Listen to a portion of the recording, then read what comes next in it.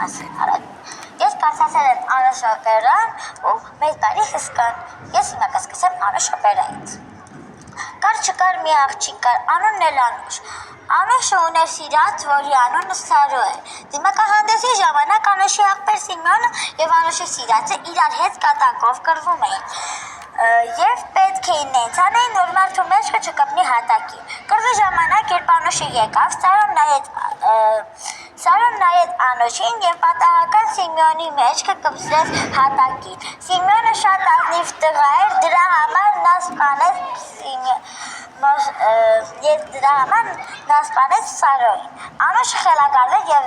գցեց նրան ձորը։ Հիմա կպատմեմ մեծ բարի հսկայի մասին։ Մեծ բարի հսկան մի անգամ փախցեց մի աղջկա։ Երբ ՄԲՀ-ն տեղ հասավ, ՄԲՀ-ին իջացեց աղջկան եւ աղջիկը հարցրեց. Ինչու ես ինձ փախցրել, խնդրում եմ մի կեր ինձ։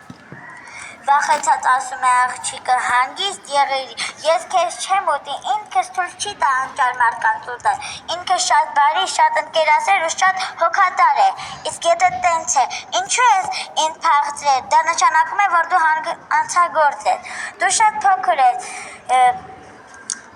դա չի նշանակում հանցագործություն, իսկ դու կարող ես պատմել մի քիչ հսկաների մասին։ Այո, մենք հիմա գտնվում ենք